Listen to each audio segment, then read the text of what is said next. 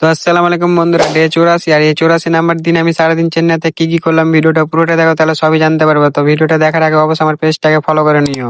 তো আজকে সকালবেলায় বেরিয়ে গেছি একটা অন্য কাজের সাইডে যাওয়ার জন্য। তো অন্য সাইড বলতে আমি জানি না যে আজকে কি কাজ হবে। তো কাজের সাইডে এসে কিন্তু আমাকে দেখাচ্ছে আজকে এই জঙ্গলগুলা বেলা কাটতে হবে। আর হঠাৎ করে আমি কাজ কাম ছেড়ে দিয়ে এই জঙ্গলগুলা কাটতে এসেছি, তার একটাই কারণ, মানে কি বলবো ভাই, ঘরে কিন্তু একটাও মিস্ত্রি নেই, সব হেল্পার বসে আছি। তাই ভাবছি যে বসে থেকে তো আর লাভ নাই, যেই করে হোক আমাদের হাজিরিটা তো পূরণ করতে। আর ঘরে মিস্ত্রি নেই, তার কারণ আছে একটাই, বেলা ভোটার কার্ডে নাকি সবাই বেলা ভুলে এসছে, তার জন্য সব হিয়ারিং এর ডেট পড়েছে, সবাই ঘরে চলে গেছে। সালা আমাদেরই একমাত্র হিয়ারিং এর ডেট পড়লো না, আর পড়লেও কিন্তু আমরা ঘরে যাবো না, এরকম টার্গেট নিয়ে চেন্নাইতে আমি এসেছি। দিয়ে ঘরের ওনার আমাকে জিজ্ঞেস করলো যে তুমি এত সুন্দর আমার ফুলের গাছগুলা কাটতে পারবো তো? দিয়ে আমি বললাম যে তোর ফুলের গাছ কেন, তোর অন্য কিছু গাছ থাকলেও দেনা কেটে দিচ্ছি। তো যদিও আমি বাংলাতে বলেছি, বুঝতে পারিনি। দিয়ে ওর গাছ কাটা হয়ে যাওয়ার পরে কিন্তু আমি একটু ছাদের দিকে এসেছি, আর এত সুন্দর পেয়ারা গাছ ধরে আছে। তো ভাবলাম এত সুন্দর গাছের পেয়ারা গাছে ধরে থাক, আমার নামাজ পড়ার টাইম হয়ে গেছে। আর আজকে ছিল শুক্রবার, তো কাছে একটা মসজিদ ছিল, সেই মসজিদটাকে আমি খুঁজে একটু বের করলাম কষ্ট করে, যে কত দূরে আছে। দেখছি কাছেই ছিল, সেই জন্য নামাজ পড়তে চলে আসি। আর নামাজ পড়তে এত তাড়াতাড়ি এসেছি, মানে ভাবতেও পারিনি যে আমি প্রথমে এসেছি মসজিদের ভিতর। দিয়ে বাইরে সাইকেলটা আমার রেখে ভিতরে ঢুকে যাই। দিয়ে ভিতরে ঢুকে কিন্তু আমি উজু করতে বসে গেছি, আর উজু টুজু হয়ে যায়, কিন্তু আমি মসজিদের গেট খুঁজে পাচ্ছিলাম না যে কোন দিক দিয়ে ঢুকবো। তো ফাইনালি ঢুকে গেছি, আর মসজিদের ভিতরটা যে এত সুন্দর লাগছিল মানে বলে বুঝাতে পারবো না। দিয়ে আমি নামাজ টামাজ পরে কিন্তু এবার